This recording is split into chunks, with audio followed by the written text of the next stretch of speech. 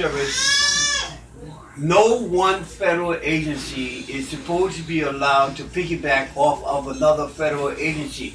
If you are a federal bureau, that means that you have been authorized by Congress. It's just like this new Consumer Fraud Protection Agency. You familiar? Okay, that's a bureau. That's an agency. That's a bureau. Right. That was approved by Congress, authorized by Congress. If it's not authorized by Congress, it ain't legal. So the Internal Revenue Service, basically they started the Internal Revenue Service because they wanted to be able to tax the opium trade that was coming in from China. So they attempted to get the Internal Revenue Service to be a federal bureau so that they could collect the money. Just like they're doing with the marijuana now. They're getting the tax, but you can't put the money in the bank. Why? You can't put the money in the bank because there's a federal law against it. But you gotta pay the tax, or the state will shut you down. It's a win-win situation. Okay. So this was how it was with heroin. Opium, not heroin. Opium. George Bush is the one with the heroin. That's why we in Afghanistan. Who the fuck is we? That's why they in Afghanistan now. Because of heroin. Okay.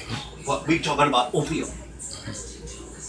So Congress refused to authorize the Internal Revenue Service. Because Congress refused to authorize the Internal Revenue Service, the powers that be went down to Puerto Rico, which the United States of America has nothing to do with the 50 states. You already know that.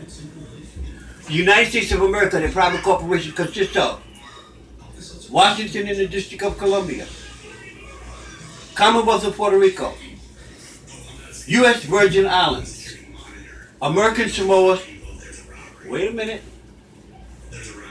Commonwealth of Puerto Rico, Washington and the District of Columbia, U.S. Virgin Islands, American Samoa, and Guam. Those 5 territories. So what the United States, what the corporation did was they went to their own territory, which is Puerto Rico, and they went down there and they made this deal to make the Internal Revenue Service piggyback off of the back of the U.S. Treasury Department. That's why it's illegal. Plus, the Internal Revenue Service is a collection agent for the Federal Reserve Bank. Federal Reserve Bank is not a federal corporation. It is a corporation that has the name federal, but it is not a U.S. government authorized agency or bureau, so it's not a part of the federal government. But the Internal Revenue Service is a collection agent. That's why they say when you do your income tax, it's a voluntary submission. And they charge you according to the documentation you get in. But then they also say that just by you voluntarily submitting this information and paying the tax that is due, you're avoiding criminal prosecution. And I tell everybody, especially Moors, if you don't know what the fuck you doing, don't fuck with them people. Cause they send your ass to jail for real, for real. If you don't know what you're doing, and you don't have your shit together, and you don't study this, no such thing as law. God makes law, not man. Statutes. And you don't know the statutes, you don't know the codes, you don't know all the codification of the statutes, you don't know the amendments, you don't know rules and regulations. Don't fuck with them people. You have to have your shit in order. If you don't have your shit in order, you will pay. Got it? Yes, sir. Question. Go ahead.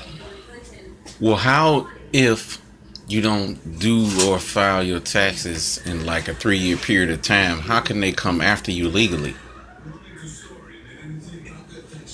It all depends on what you say.